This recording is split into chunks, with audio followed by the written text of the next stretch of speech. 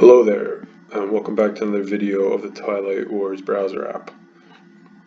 In today's video, I'm going to be going over the new update here, 1.01. And I'll start just by going through a brief overview of what has changed, what has been introduced, and then I'll be going through some demos that we'll be able to see.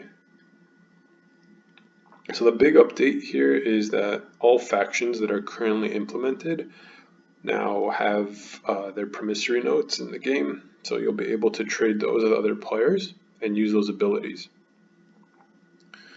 The factions that have Omega versions, there's a couple of exceptions where we didn't include the Omega versions, and this has to do mainly with timing complications in the current implementation of the Twilight Wars app. Certainly we'll be looking to possibly include these in the future if we can come up with efficient ways of doing so without impeding on the flow of the game. So the first thing to note here, if you read through the updates, is we have made a slight change to the timing window of one promissory note, and that is for the Federation of Soul. So normally what happens is when you trade this promissory note, the player who's in control of this would play this at the start of the Federation of Soul player's turn. And so what would happen is we'd have to create a whole new timing window for this, where it might not even be the case that this card could be playable. And so if the Federation of Soul is in the game, what would then happen is you'd have this constant timing window of looping through 6 players or 5 players each time, and kind of like the way it used to be for trade was a bit of a nuisance. So we wanted to avoid that. And so what we've done is we changed the timing window that you use this at the start of your turn instead. That way we don't have to add in this tumultuous wait time. So that's the current implementation. Welcome to feedback on that. Feel free to leave your thoughts and comments on what you think. Another note is that, I think I already mentioned this, but there's a couple of factions that didn't get the Omega cards because of said timing windows.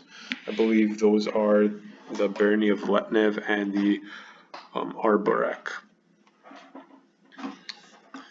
So that's the main update here, game components wise, a pretty big one at that.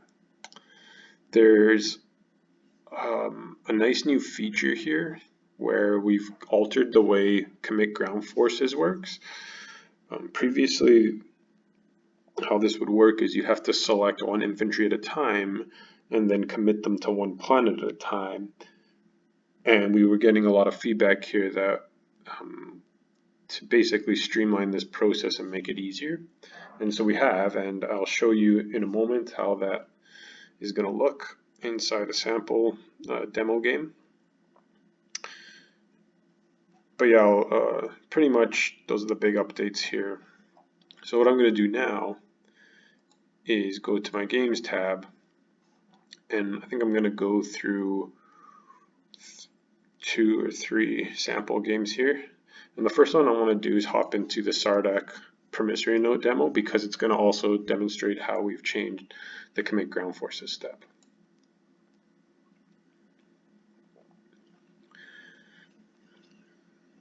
Alright, so in this game we're playing as the Emirates of Hakan, and we have the Sardak Nor in here, as well as the Embers of Muat. Now if we look at our turn status tab, we can see we're at the stage where we have to commit infantry to planets in the active system. And actually, if we navigate through our promissory nodes, you can see we have the Sardak Nar's promissory note Teklar Legion. So this reads that at the start of an invasion combat, which is basically just fancy way of saying ground combat, that we're going to be able to apply +1 to each of our combat rolls for the entire combat. And so this pretty much acts as a temporary Sardak Nor faction ability for us. So here you can see the active system flashing here. So what we're going to do is, well, typically what we would do is we'd click on the infantry and then commit them to our planet, and this could get tedious if we had, say, like 10 infantry we wanted to commit. So first thing is, if we click the help button, we'll get a new dialog of what we have to do. So how do I commit ground forces to planets? Well, it's pretty much the same process here, right? So you're going to click the system, click the enlarge hex, click the space region to see your infantry, and you're going to click the model as you usually do. But now, when you click the model, instead of having to click the planet, you're going to see this happen. So we're going to get this pop-up here that's going to ask us to place our ground forces, and this is going to be a lot easier to work with now, as you can see. So the thing you have to keep in mind is, you have to abide by your limit here. I have 2, so if I tried to place, let's say, 3 infantry on Biz, well, that's invalid, right? But we could place less than 2, say we only want to do 1. Now you can actually see the counter goes down here, and we could do this again, right? And if we tried to place more than 1 now, we only have 1 more to commit, right? You could see that. But we could still reset our choices here, right? So we reset, click the space region again, and we can say commit 1 to each planet. And now once we go to confirm, we get the same prompt as before. So this is nice. It's gonna save people a lot of frustration, I think, with the clicking, with the constant clicking around. And it's just going to be easier in general to see what you're doing. So we'll go ahead and confirm this.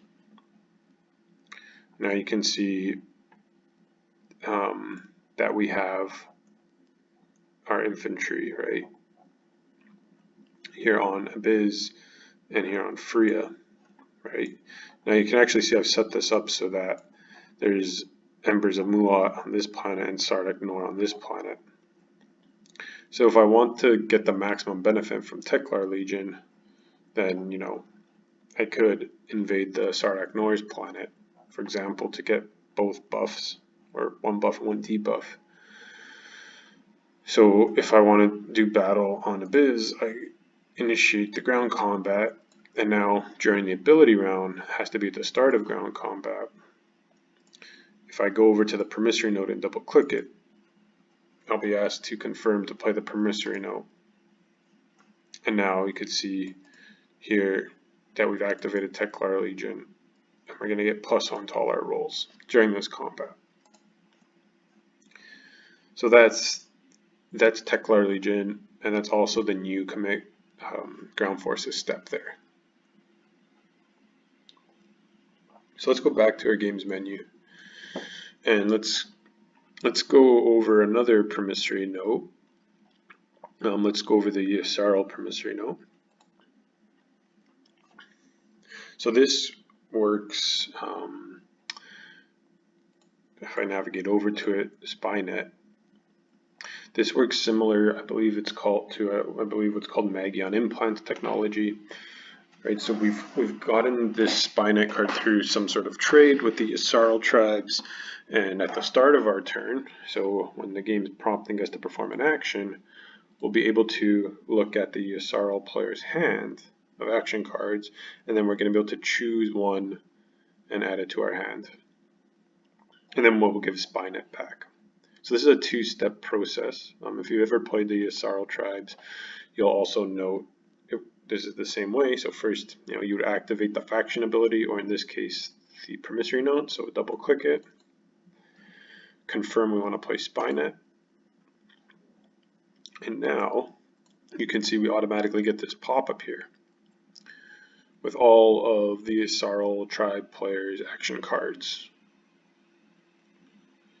right?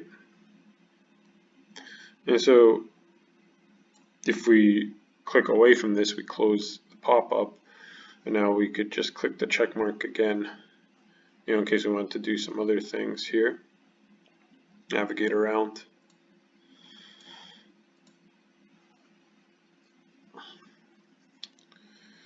So let's say we want to steal one of these sabotages.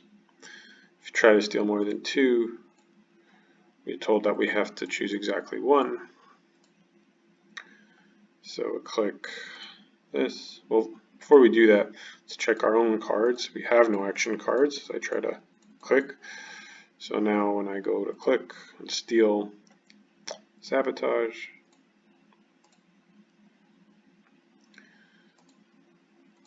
you can see now we have sabotage in our hand.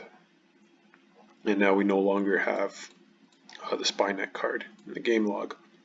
We've played it, so we've given it back. So that's spy net. All right. Yeah, I think I'll go over one more here in this video, the Jolnar promissory note. So I'll hop into this game. The Jolnar promissory note. Take a look here at what it says. It's a research agreement. So this is an interesting one because what's going to happen is after Jolnar researches a technology that's not a faction technology, we can play this card, and then we can we basically gain that technology for free without having to do anything. So what we've had to do with this, and this is part of why I wanted to demo this one, is we had to create an ability round after technology was researched by the Jolnar either as a primary or secondary ability. Now, at first, it might seem like this might bog down the game a bit because now when the Jolnar are in the game and they research technology, we're going to have this ability round all the time. But we've done it in such a way that, well, let me back up for a sec. So when you trade research agreement, the only people who know that research agreement has been traded are the people involved in the trade, right? It's a private transaction. It's not like support for the throne. And so if the Universities of Jolnar player has not traded a promissory note away yet, then this ability round will never occur in the game because there's no way someone can have the research agreement. So in that sense, we've saved a little bit of time, right? So if you're in round 1 and the Universities of Jolnar have not traded away a promissory note, right, they could receive one, but if they haven't traded away one yet and they research a technology, then this ability round will be completely skipped by the game. Now, seeing as we currently have that promissory note, right, you can see here that Bob traded one promissory note to Alice, and that was the research agreement. The game now saves this state, and so now when Bob, as you can see at the top here, when he researches, we're gonna see this ability round come up. So I'm gonna go over into another tab here, and just very quickly, I'm going to research 2 technologies. All right, so now we can see that the game is now in ability round. A player now has the opportunity to play research agreement. So notice it doesn't say which player.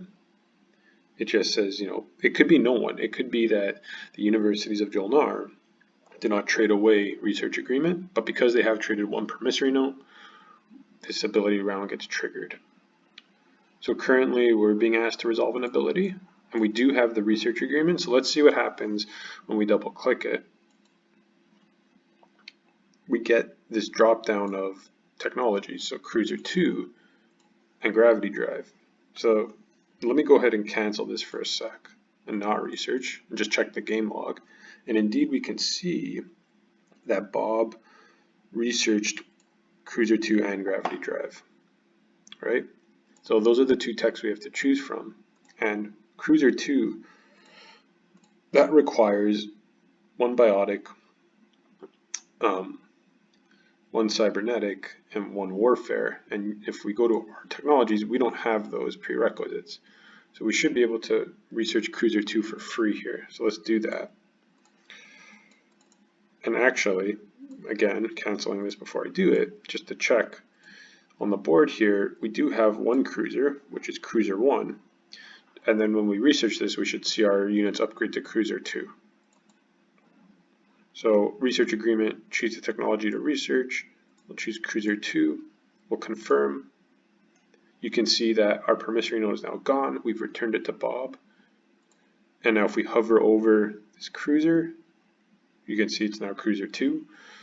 And checking our technology deck, you can see that we have Cruiser 2. And another thing to note here is now that research agreement was played and it's public knowledge that it has been played and returned to Bob, the ability round trigger for technology will get reset because we know that Bob now has that card in his possession. So until Bob trades away another promissory note, that ability round won't trigger anymore.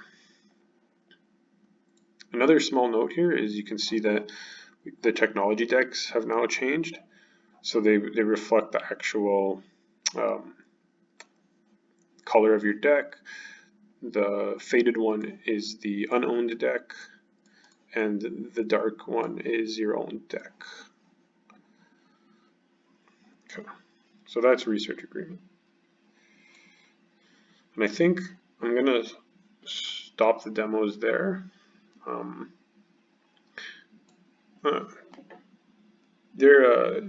I think they're self-explanatory, the other ones, in terms of when they can be played and how they can be played.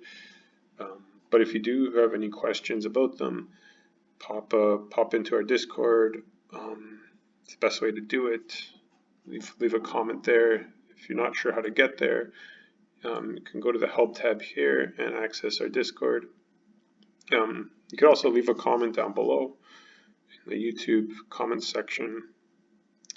Otherwise, that's it for update 1.01. And hope you enjoy the addition of the promissory notes and look forward to seeing you in some games. So enjoy the rest of your day and we'll see you in the next video.